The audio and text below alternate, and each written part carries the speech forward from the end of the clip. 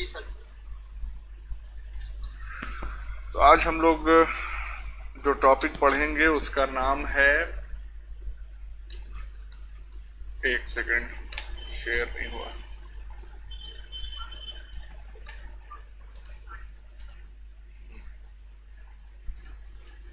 तो उस टॉपिक का नाम है packaging of DNA helix.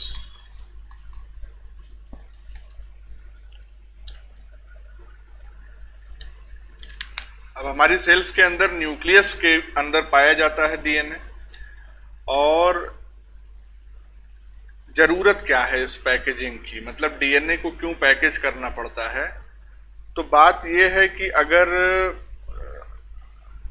Bacteria की हम बात करें तो बैक्टीरिया में जो लेंथ होती है डीएनए की, टोटल लेंथ ऑफ डीएनए, वो कितनी होती है?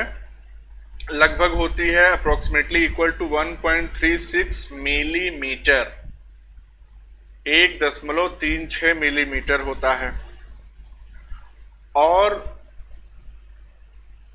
जो सेल साइज होता है बैक्टीरिया का, अगर सेल के साइज की बात करें तो वो होता है लमसम, मान के चलिए 1 माइक्रोमीटर, यानी कि 1 × 10⁻⁻⁻6 मीटर। और अब आप सोचिए कि 1.3 मिलीमीटर, इतना तो हमको आंखों से नजर आ जाएगा, लेकिन 1 × 10⁻⁻6 मीटर इतना छोटा होता है कि इसके लिए माइक्रोस्कोप लगाना पड़ता है, हाई रेजोल्यूशन माइक्रोस्कोप, तब जाके वो सेल नजर आएगी बैक्टीरिया की। इतनी छोटी सी सेल में इतना लंबा डीएनए कैसे एकोमोडेट होगा? तो उसके लिए जरूरत पड़ती है डीएनए को कंडेंस करने की, पैकेज करने की। अगर हम ह्यूमंस की बात करें तो ह्यूमंस में जो टोटल लेंथ होती है डीएनए की, टोटल लेंथ ऑफ डीएनए, और वो भी किस तरह की सेल में? डिप्लॉयड सेल की हम बात कर रहे हैं। 2 सेट होंगे क्रोमोसोम्स के। इसमें जो टोटल लेंथ होती है वो होती है 2.2 मीटर। और साइज ऑफ न्यूक्लियस की अगर हम बात करें, भाई हमारे यहाँ तो न्यूक्लियस होता है, न्यूक्लियस के अंदर डीएनए पाया जाता है। बैक्टीरिया में न्यूक्लियस होता नहीं, तो वहाँ सेल की बात कर रहे थे। ये होता है 5 माइक्रोमीटर इन डायमीटर। 5 माइक्रोमीटर का मतलब क्या हो गया? 5 × 10⁻⁻6 मीटर। तो कहाँ डीएनए जो है वो 2.2 मीटर का है, और जो न्यूक्लियस का साइज है वो 5 × 10⁻⁻6 मीटर। कितना छोटा न्यूक्लियस और कितना बड़ा डीएनए। 2.2 मीटर आप समझ सकते हैं, वो एक अच्छे खासे लंबे व्यक्ति से भी ज़्यादा लंबा। भाई ऑन एन एवरेज जो है, जो हाइट होती है हम लोगों की, वो 5 फीट 10 इंच 11 इंच अच्छी हाइट मानी जाती है। तो उसको भी अगर आप मीटर में लेंगे तो 1.75 1.76 मीटर होगा। ये 2.2 मीटर है, यानी कि ये उससे भी बड़ा है। तो इतने बड़े डीएनए मॉलिक्यूल को न्यूक्लियस के अंदर अगर एकोमोडेट करना है तो जाहिर सी बात है हाई लेवल की पैकेजिंग चाहिए होगी, यानी कि डीएनए को बहुत अच्छे से पैक करना पड़ेगा, तब वो न्यूक्लियस के अंदर समा पाएगा।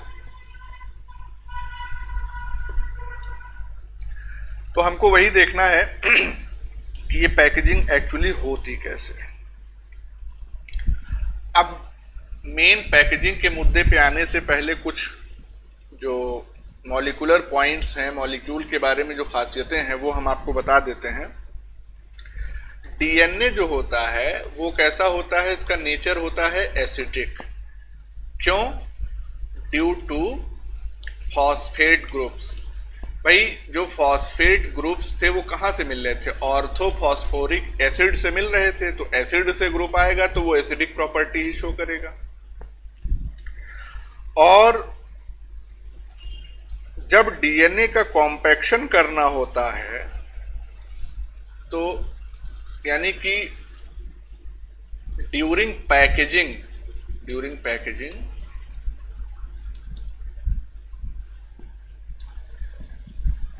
it attaches with basic proteins। भाई जाहिर सी बात है, खुद एसिडिक है तो ये बेसिक प्रोटीन से अटैच होगा, अपोजिट जो है वो एक दूसरे को अट्रैक्ट करते हैं। अब ये बेसिक प्रोटीन्स जो है वो दो टाइप की होती हैं based on the type of organism. Histones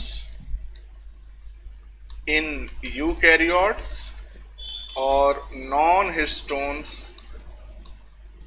in prokaryote, क्योंकि प्रोकैरियोट में हिस्टोन प्रोटीन नहीं पाई जाती है, ये बात हम आपको पहले ही बता चुके हैं। अब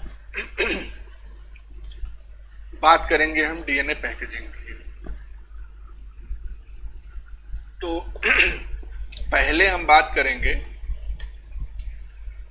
प्रोकैरियोट्स के बारे में।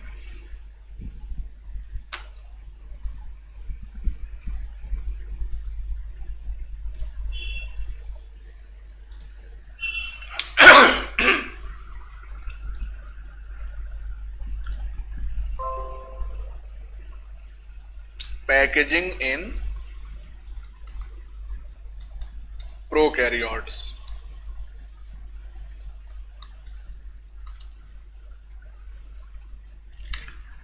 अब देखिए, डीएनए जो होता है उस पे चार्ज कैसा होता है? निगेटिवली चार्ज होता है।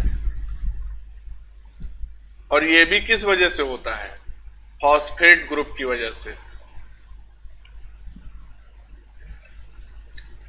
अगर आपको वो डायग्राम याद हो जिसमें न्यूक्लियोटाइड हमने बनाया था, तो उसमें फॉस्फेट ग्रुप जो कार्बन से अटैच हुआ था, इसमें O पे निगेटिव चार्जेस थे। तो ये निगेटिव चार्ज जो होता है डीएनए का, वो फॉस्फेट ग्रुप्स की ही वजह से होता है। अब this DNA gets associated with, prokaryotes की बात कर रहे हैं, gets associated with nucleoid associated proteins।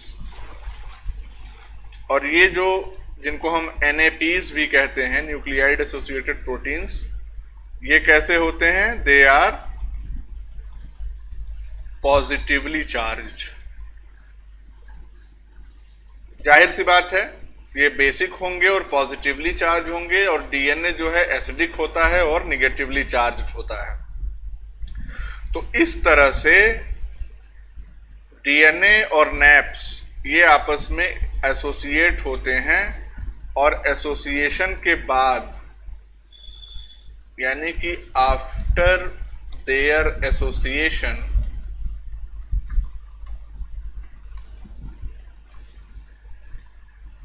DNA gets organised into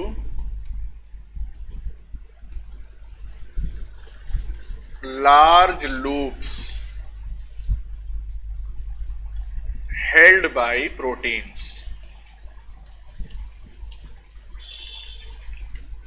तो डीएनए का ऑर्गेनाइजेशन कैसे हो जाता है? पहले सपोज डीएनए पूरा ऐसे खुला हुआ, ऐसे पड़ा हुआ था, ठीक है, खूब ज्यादा मात्रा में, अमाउंट तो इसका कम होता नहीं है। ये क्या है? DNA unfolded.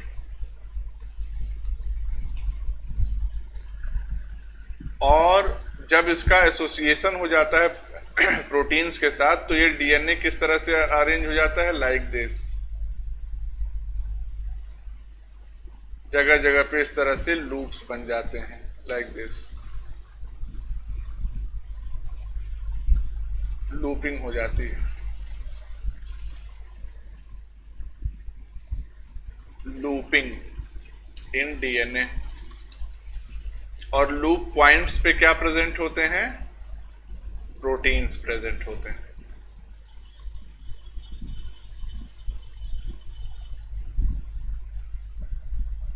So these are NAPs. तो इस तरह से अरेंजमेंट जो है वो होता है इन केस ऑफ प्रोकैरियोट्स, क्योंकि जाहिर सी बात है सेल के अंदर एक स्पेसिफाइड लोकेशन जिसको हम न्यूक्लियोइड कहते हैं वहीं पे डीएनए पाया जाता है प्रोकैरियोट्स में, जबकि यूकैरियोट्स के केस में न्यूक्लियस के अंदर पाया जाता है। अब हम लोग बात करेंगे डीएनए पैकेजिंग इन यूकैरियोट्स।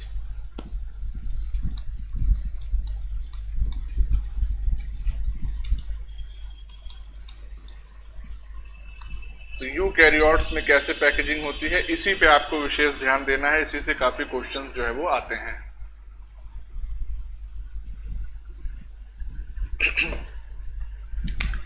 तो यहां पे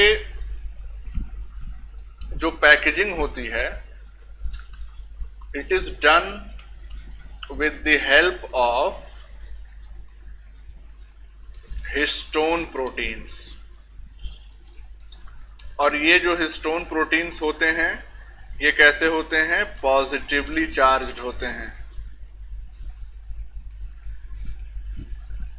पॉजिटिवली चार्ज होते हैं and also they are rich in basic amino acids, यानी ऐसे अमीनो एसिड जिसमें एक से ज्यादा अमीन ग्रुप्स प्रेजेंट होते हैं, तभी वो बेसिक हो जाता है। जैसे कि अगर हम यहाँ पे एग्जांपल लेना चाहें, लाइसीन और आर्जिनिन, ये दो टाइप के बेसिक एमिनो एसिड बहुतायत में पाए जाते हैं। कहाँ?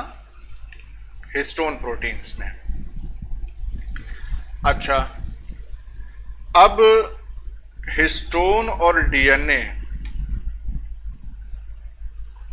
यानी कि फर्स्ट स्टेप में क्या होता है,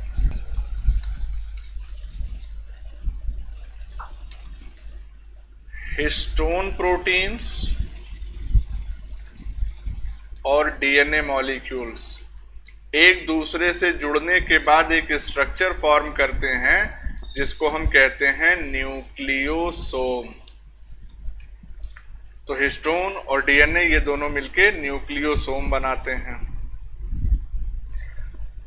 अब दो न्यूक्लियोसोम के बीच में जो स्ट्रक्चर होता है उसको हम क्या कहते हैं, लिंकर डीएनए। जैसे एक न्यूक्लियोसोम ये हो गया और दूसरा न्यूक्लियोसोम ये हो गया, इन दोनों को जो बीच वाला पोर्शन ये कनेक्ट कर रहा है that is called as, this is linker DNA. अभी और इलाबोरेट करेंगे इसको। तो ये भी न्यूक्लियोसोम है और ये भी न्यूक्लियोसोम ही है। तो ये दोनों न्यूक्लियोसोम हो गए। इसका कलर चेंज कर देते हैं, this and this, they both are nucleosomes which are connected with the help of linker DNA. तो ये तो दो के बीच का कनेक्शन, ऐसे बहुत सारे न्यूक्लियोसोम्स लाइन से होंगे और हर दो न्यूक्लियोसोम्स के बीच में लिंकर डीएनए प्रेजेंट होगा। अब ध्यान दीजिए कि न्यूक्लियोसोम और लिंकर डीएनए इन दोनों को अगर एक साथ लिया जाए तो उस स्ट्रक्चर को हम क्या कहते हैं, क्रोमैटोसोम, यानी कि यहां तक का स्ट्रक्चर लाइक दिस।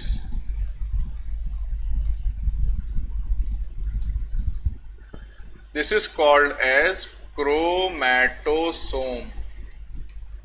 तो क्रोमैटोसोम में क्या क्या चीजें इंक्लूड हो जाती हैं, इसमें इंक्लूड हो जाता है न्यूक्लियोसोम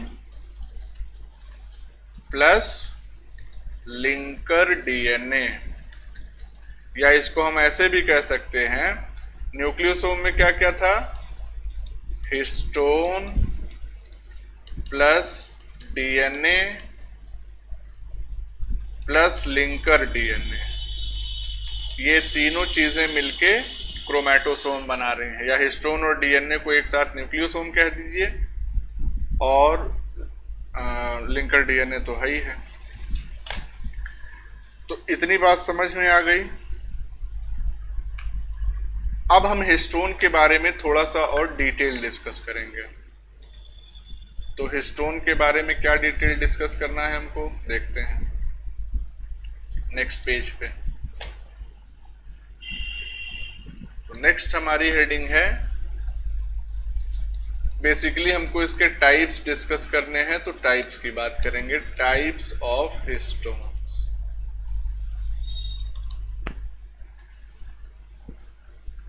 हिस्टोन के 5 प्रकार होते हैं, 5 टाइप्स, और वो कौन कौन से हैं?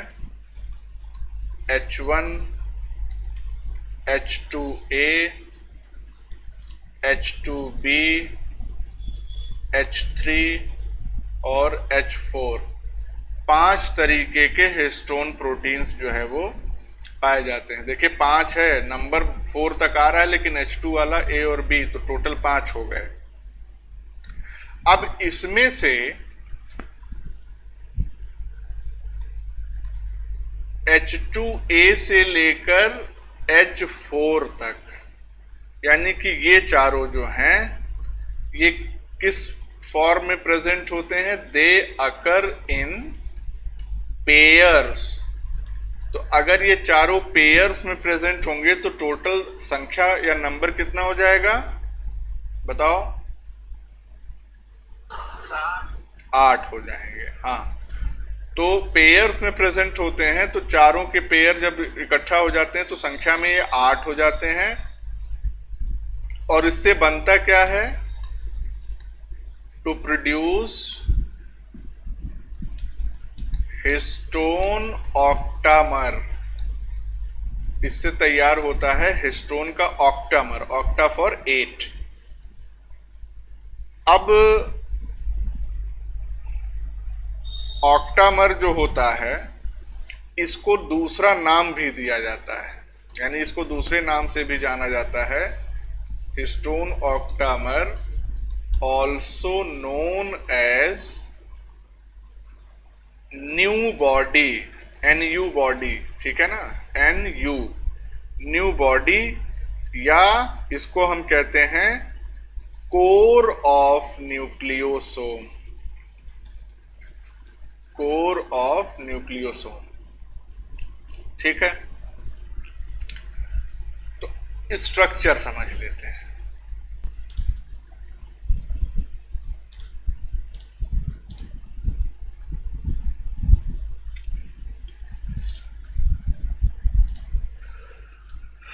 ये नजर आ रहा है? जी सर। असल में इसको एडिट करना भूल गए थे पहले, तो उसी में थोड़ा टाइम लगा। देखो इसमें, अब इसमें आपको नजर आ रहा है कि ये कोर ऑफ 8 हिस्टोन्स है, और इसमें हमको 8 हिस्टोन्स दिख रहे हैं। जैसे कि ये H2A के 2 मॉलिक्यूल्स हो गए, उसके बाद H2B के 2 मॉलिक्यूल्स हो गए, फिर H4 के 2 मॉलिक्यूल्स हो गए, और H3 के भी 2 मॉलिक्यूल्स हो गए, तो टोटल 8 मिल गया। अब ये इकट्ठा होके एक ऑक्टामर बना रहे हैं, जिसको हम NU बॉडी या कोर ऑफ हिस्टोन्स भी कहते हैं।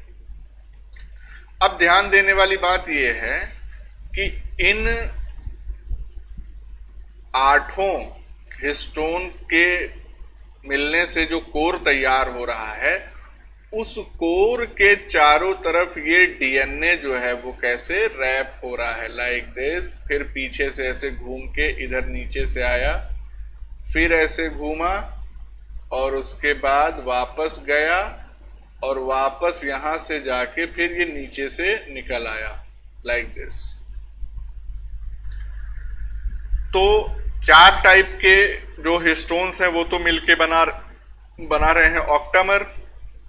जो 5वां टाइप है, यानी कि ये H1, ये क्या कर रहा है कि DNA जो एंटर कर रहा है और जो DNA का स्ट्रैंड बाहर निकल रहा है, इसको आपस में कनेक्ट किया रहता है, ताकि ये DNA का स्ट्रैंड जो है ये खुल के बिखर न जाए। नहीं तो पता चले यहाँ से ऊपर चला गया ये नीचे वाला, और नीचे सरक गया, और DNA जो है वो धागा DNA का खुल गया, तो फिर दिक्कत हो जाएगी, पैकेजिंग गड़बड़ा जाएगी।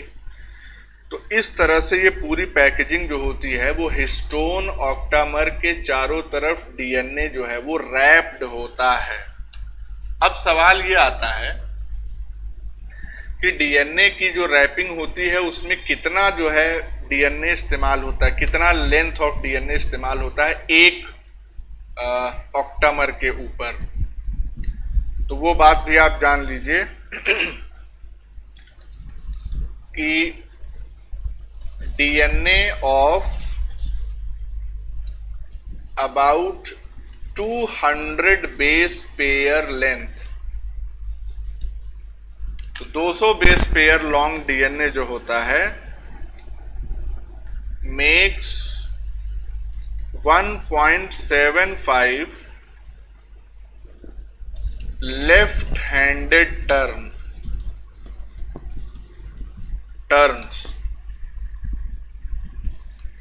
over the histone octamer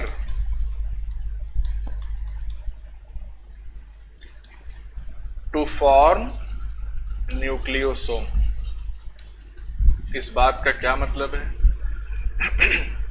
ये जो डीएनए है ये लेफ्ट हैंडेड टर्न ले रहा है, देखो इधर से लेफ्ट हैंड की तरफ मूव कर रहा है, फिर उसके बाद आया फिर लेफ्ट हैंड की तरफ मूव कर रहा है, और इसकी जो एंटायर लेंथ आती है वो आती है 200 बेस पेयर की। और कितने टर्न्स कंप्लीट करता है? तो 1.75 टर्न्स कंप्लीट हो रहे हैं, यानी कि इसको हम क्या कह सकते हैं हिंदी में, पौने दो टर्न ही तो कंप्लीट हो रहा है, यानी कि कंप्लीट 2 टर्न्स नहीं हो रहे हैं और सिंगल टर्न भी नहीं है, एक से ज्यादा है लेकिन 2 से कम है, यानी 1.25 टर्न जो है वो हर एक हिस्टोन ऑक्टामर के ऊपर डीएनए रैप होता है। तो इतनी बात समझ में आ गई। अब देखो ये जो डीएनए निकल रहा है इसी को तो हम लिंकर डीएनए कहा करते थे, अभी ऊपर हमने यही बताया। तो ये वाला जो पोर्शन है this is called as linker DNA. तो जो H1 मॉलिक्यूल है हिस्टोन का वो किससे अटैच्ड है? लिंकर डीएनए से। तो ये पॉइंट भी हम यहाँ पे मेंशन करेंगे कि H1 histone is attached over linker DNA, ताकि उसकी भी लोकेशन आपको क्लियर रहे।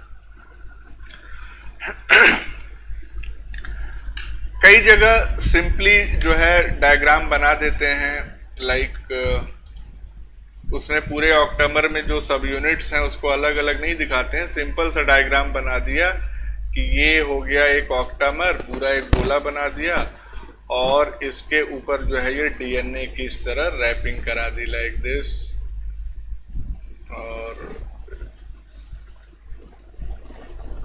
इस तरह से, और फिर इधर से निकाला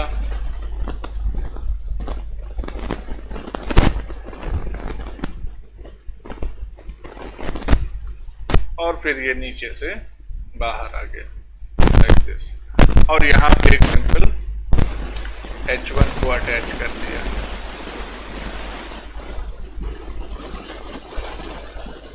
इस तरह से ये हो गया H1, ये हो गया ऑक्टामर और ये हो गया डीएनए। इस तरह के भी डायग्राम देखने के लिए मिलते हैं, बहुत कॉमन है। ये पूरा स्ट्रक्चर किस चीज का हो गया? This entire structure is of nucleosome. ठीक है। अब समझने वाली इसमें एक बहुत इंपॉर्टेंट पॉइंट क्या है कि देखिए डीएनए का स्ट्रक्चर जब हमने बना के आपको दिखाया था तो उसमें बताया था कि डीएनए में 2 ग्रूव्स होते हैं, है ना, 2 ग्रूव्स होते हैं। एक को हम कहते थे माइनर ग्रूव और दूसरे को कहते थे मेजर ग्रूव। अब सवाल ये आता है कि out of minor groove and major groove which of these 2 grooves is attached to the octamer. मतलब जब ऑक्टामर के ऊपर ये डीएनए की रैपिंग हो रही है तो कौन सा ग्रूव हिस्टोन से ऑक्टामर से इंटरेक्ट कर रहा है, तो ध्यान रखिएगा कि वो माइनर ग्रूव होता है जो इंटरेक्ट करता है। तो ये पॉइंट हम यहाँ पे मेंशन कर दे रहे हैं क्योंकि पूछा जा चुका है कि ड्यूरिंग रैपिंग ऑफ, रैप करना मतलब लपेटना, wrapping of DNA around octamer या हिस्टोन ऑक्टामर,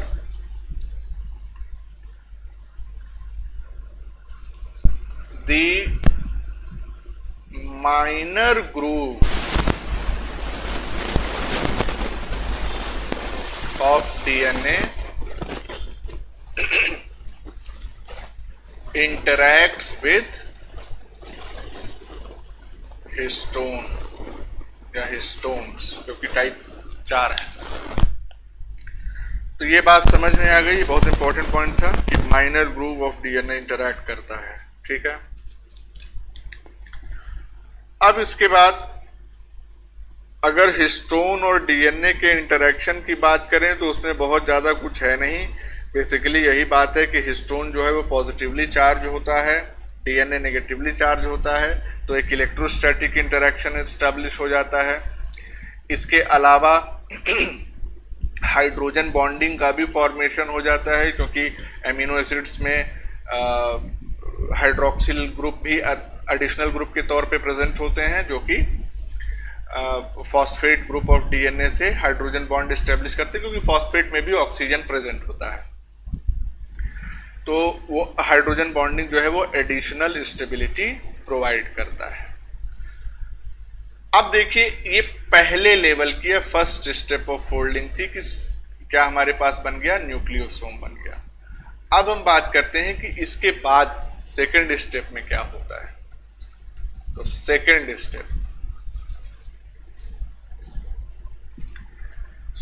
स्टेप में बेसिकली होता है सोलेनॉइड मॉडल ऑफ फोल्डिंग। ये सेकेंड स्टेप में होता है। ठीक है, अच्छा एक चीज और आप ध्यान रखिएगा कि चलिए खैर वो बात तो अभी आएगी ही, लेकिन अभी आपको हम बता दे रहे हैं थोड़ा सा ध्यान रखने के लिए कि जैसे इसका जो स्ट्रक्चर होता है ये न्यूक्लियोसोम का, जैसे ये डीएनए है, लिंकर डीएनए, फिर ये न्यूक्लियोसोम, फिर ये लिंकर डीएनए, फिर न्यूक्लियोसोम, फिर इस तरह से ये देख रहे हैं, इस तरह से जैसे मोतियों की माला, वैसे ही ये अरेंजमेंट इस लेवल पे दिखता है। यानी कि क्या है ये, beads on string appearance. Under electron microscope. जब इलेक्ट्रॉन माइक्रोस्कोप को यूज करके और इस लेवल पे, फर्स्ट स्टेप के लेवल पे पैकेजिंग देखी जाती है, तो बीड्स ऑन स्ट्रिंग जैसा अपीयरेंस जो है वो हमको नजर आता है, जिसमें ये बीच वाला जो पोर्शन है ये क्या होता है, ये लिंकर डीएनए होता है, और ये जो गोल गोल हमने बनाए हैं ये क्या है, दीज आर न्यूक्लियोसोम्स। ठीक है, तो इलेक्ट्रॉन माइक्रोस्कोप में ये ऐसा नजर आता है। अब हम सेकेंड स्टेप पे आते हैं, यानी कि सोलेनॉइड मॉडल ऑफ फोल्डिंग। तो अब इसमें होता क्या है सोलेनॉइड मॉडल में, कि जो बीड्स ऑन स्ट्रिंग वाला स्ट्रक्चर या बीडेड स्ट्रिंग स्ट्रक्चर हमने आपको बताया था, वो फिर से कॉइल होता है। यानी कि beaded string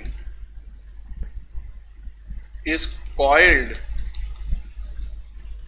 to form cylindrical structure. Beaded string coil होती है और सिलिंड्रिकल स्ट्रक्चर के फॉर्म में तैयार होती है, और इसी सिलिंड्रिकल स्ट्रक्चर को ही हम क्या कहते हैं, known as solenoid. This is called solenoid. और इस सोलेनॉइड में होता क्या है यानी कि नेक्स्ट पॉइंट की अगर हम यहां पे बात कर दें तो ईच टर्न और कॉइल हैज 6 न्यूक्लियोसोम्स। अब जरा डायग्राम के माध्यम से इसको समझते हैं। तो जैसे ये बीडेड स्ट्रिंग स्ट्रक्चर इस तरह से दिख रहा था, अब क्या होगा, ये कॉइल होना शुरू होगा। 1 2 3 4 5 और ये लगभग 6 यहीं कंप्लीट हो जाएगा, 6। फिर यहाँ से 1 2 3 4 5 और फिर यहाँ पे 6 कंप्लीट हो गया। फिर 1 2, मतलब समझ रहे हैं, ऐसे ही चलता रहेगा। तो यहाँ पे 6 न्यूक्लियोसोम्स जो है हर एक टर्न में आपको नजर आएंगे इसी तरह से। और ये पूरा का पूरा ये जो स्ट्रक्चर है इसी को हम क्या कहेंगे, this will be called as solenoid. अब ये जो सोलेनॉइड होता है इसका डायमीटर कितना होता है ये भी आप समझ लीजिए। तो सोलेनॉइड का जो डायमीटर होता है वो होता है 30 नैनोमीटर। क्या चीज है, डायमीटर। ठीक है ना, ये वाला जो ये पूरा हम देख रहे हैं। भाई सिलेंडर का डायमीटर कैसे निकालोगे, सिलेंडर के ऊपरी सरफेस पे जो सर्किल बना हुआ है उसी सर्किल का डायमीटर निकालेंगे हम।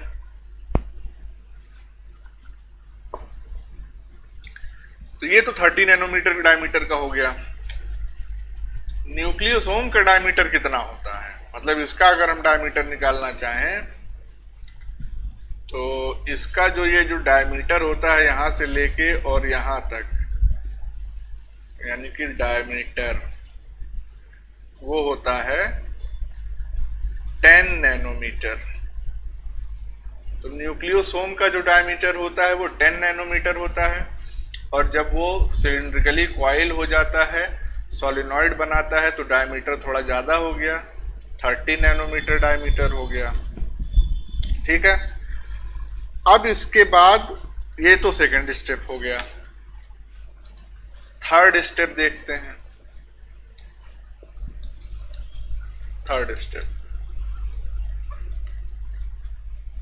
थर्ड स्टेप में होता ये है कि द न्यूक्लियोइड, सॉरी क्या कह रहे थे इसको, solenoid, not nucleoid.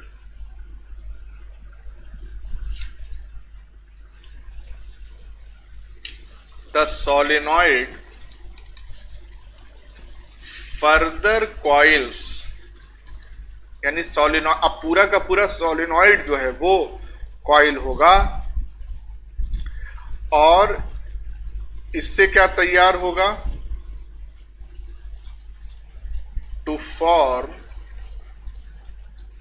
Super solenoid.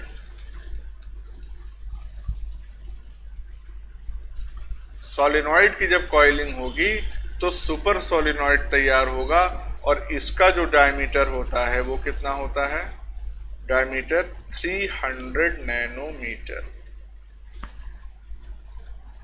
ठीक है, अच्छा एक चीज आप ध्यान यहां पे ये रखेंगे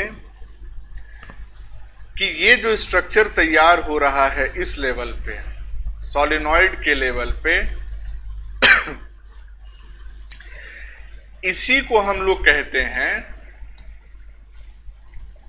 यानी कि structure eight solenoid level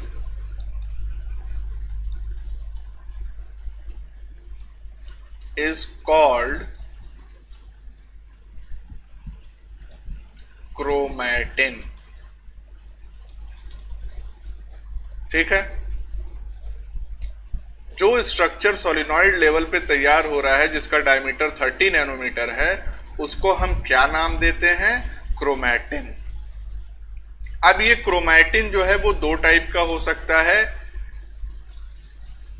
you chromatin और दूसरा जो है वो हेटेरोक्रोमैटिन। इसके बारे में हम आगे बताएंगे, यहाँ पे हम सिर्फ नाम बता दे रहे हैं आपको कि क्रोमैटिन दो टाइप का हो सकता है। यू क्रोमैटिन अगर ये जो ये कॉइलिंग और कंडेंसेशन है ये अगर लूज है, ढीला है, तब वो यू क्रोमैटिन कहलाएगा, और ये बहुत कंडेंस है, बहुत टाइट पैकिंग है, तब उसको हेटेरोक्रोमैटिन कहेंगे। बाकी बातें आगे। तो थर्ड स्टेप में क्या हुआ कि सोलेनॉइड जो है वो फर्दर कॉइल हुआ और उसने सुपर सोलेनॉइड बनाया। फोर्थ स्टेप में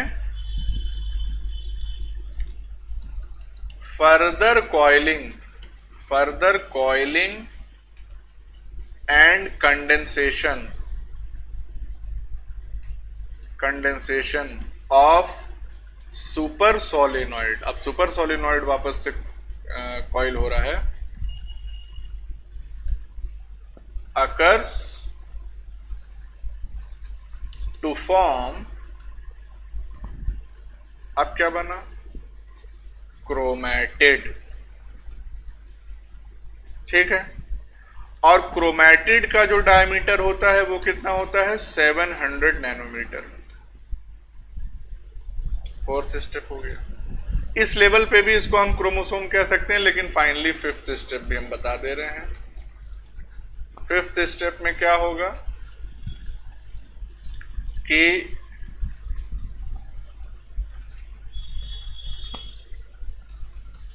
ड्यूरिंग मेटाफेज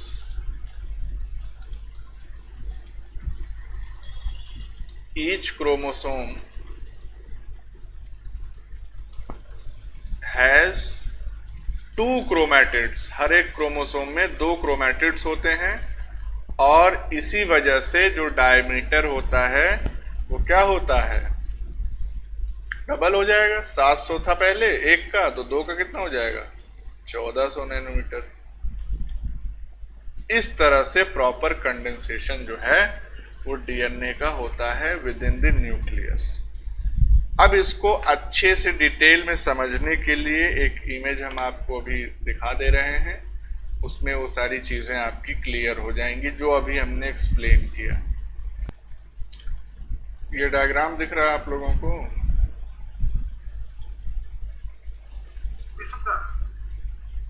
ठीक है, अब इसमें ध्यान दीजिए।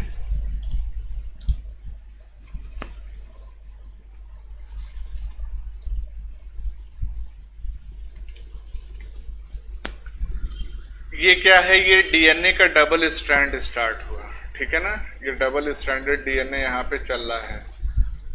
उसके बाद अब क्या हो गया, यहाँ पे अभी भी ये डीएनए चल रहा है। डीएनए चलते चलते अब इस डीएनए ने अटैच किया अपने आप को किसके साथ, हिस्टोन प्रोटीन के साथ। देख रहे हैं ना, ये कॉइलिंग, ये इधर और ये, तो ये डीएनए हिस्टोन के साथ अब अटैच हो गया है, और उस कंडीशन में इसको हम क्या कह रहे हैं, न्यूक्लियोसोम।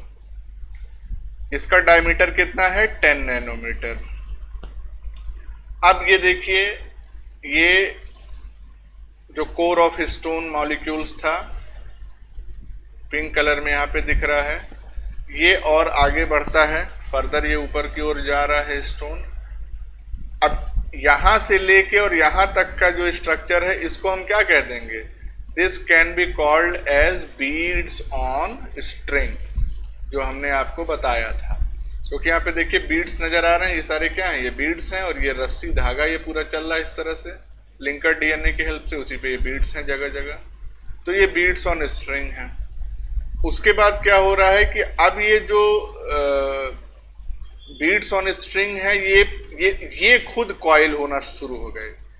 इस तरह से देखिए ये कॉइल होना शुरू हो गए, और इसका ये जो डायमीटर आया, ये कितना आया, 30 नैनोमीटर, और इसी को हम क्या कह रहे हैं, सोलेनॉइड कह रहे हैं। ये देखिए यहाँ पे लिखा हुआ है, सोलेनॉइड का डायमीटर 30 नैनोमीटर। अब सोलिनॉइड ऐसे ये बनते हुए ये इस तरह से कॉइलिंग हो गई। अब इसके बाद फर्दर सोलिनॉइड जो है इस लेवल पे कॉइल हो रहा है, ये देखिए कॉइलिंग, फर्दर कॉइलिंग। इसको हम क्या कह रहे हैं, ये जो कॉइलिंग होने लगी अब लाइक दिस, इसका डायमीटर आ रहा है 300 nanometer and this is called as super solenoid, 300 nanometer. Super solenoid जो है अब वापस जाके अब देखिए ये इस तरह से कॉइल हो रहा है, ठीक।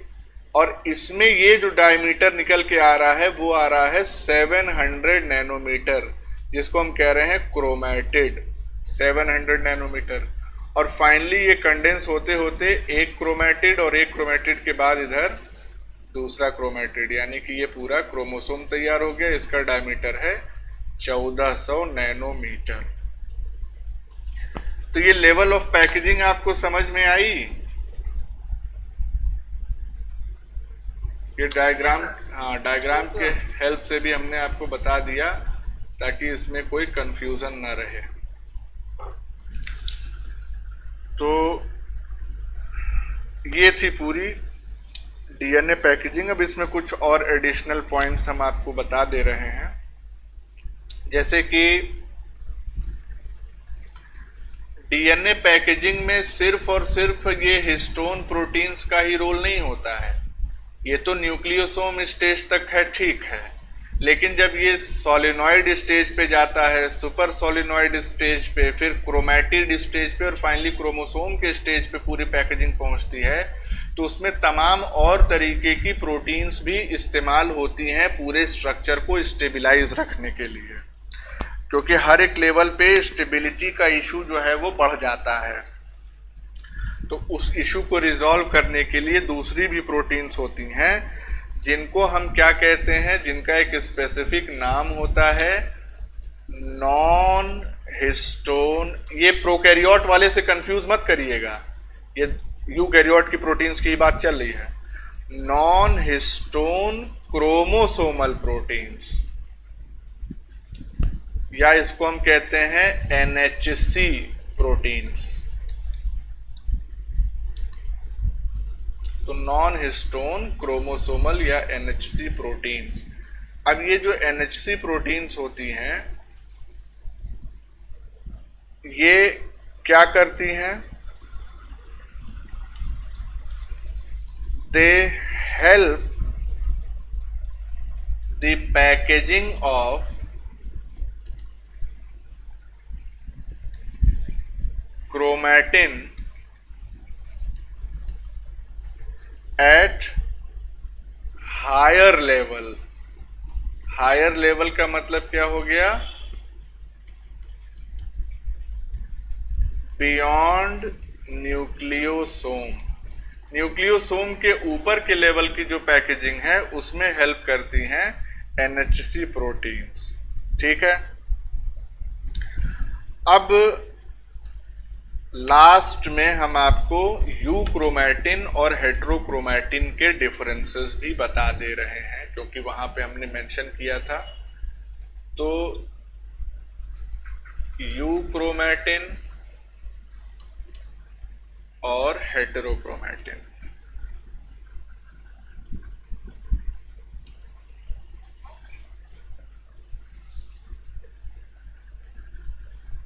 तो यूक्रोमैटिन जो होता है ये अगर इसको स्टेन किया जाता है न्यूक्लियर स्टेन से तो ये लाइट स्टेन लेता है, यानी कि स्टेन्स लाइटली। जबकि जो हेट्रोक्रोमैटिन होता है वो ज्यादा स्टेन लेता है, तो स्टेन्स डार्कली। दूसरा, यहां पे जो क्रोमैटिन होता है, क्रोमैटिन वो लूजली पैक्ड होता है, लूजली पैक्ड। और यहां पे मोर डेंसली पैक्ड। कौन? क्रोमैटिन। मतलब सिंपल सा ये है कि अगर यहाँ पे हम यूक्रोमैटिन बनाएं तो यूक्रोमैटिन जो है वो कुछ इस तरह से बन जाएगा, लाइक दिस। ये हो गया यूक्रोमेटिन। लेकिन अगर हेट्रोक्रोमेटिन बनाए तो ये ऐसे होगा, लाइक दिस, इस तरह से। तो ये अरेंजमेंट होता है। अच्छा, ये बात ध्यान रखिएगा कि जरूरी नहीं है कि एक क्रोमोसोम पूरे का पूरा यूक्रोमेटिन ही हो और दूसरा क्रोमोसोम पूरे पूरा हेट्रोक्रोमेटिन ही हो। ऐसा नहीं होता है। क्रोमोसोम में जब हम सिचुएशन देखते हैं तो अलग होती है।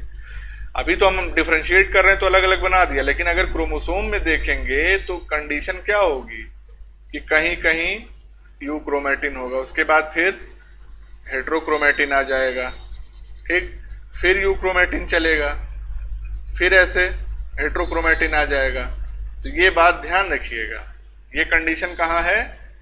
इन क्रोमोसोम।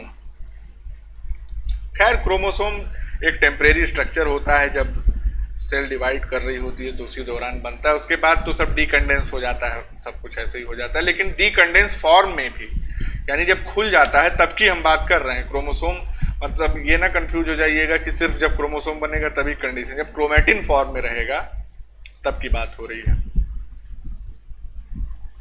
अब वो सब अंडरस्टैंडिंग आपको जब बार बार पढ़ेंगे तभी समझ में आएगी। हम अपने लेवल से आपको बता सकते हैं, लेकिन सारी चीज़ें अपने दिमाग का ज्ञान आपके दिमाग में डालना जो है वो थोड़ा टिपिकल है, क्योंकि उसके लिए आपको खुद मेहनत करनी पड़ेगी अपना ज्ञान बढ़ाने के लिए।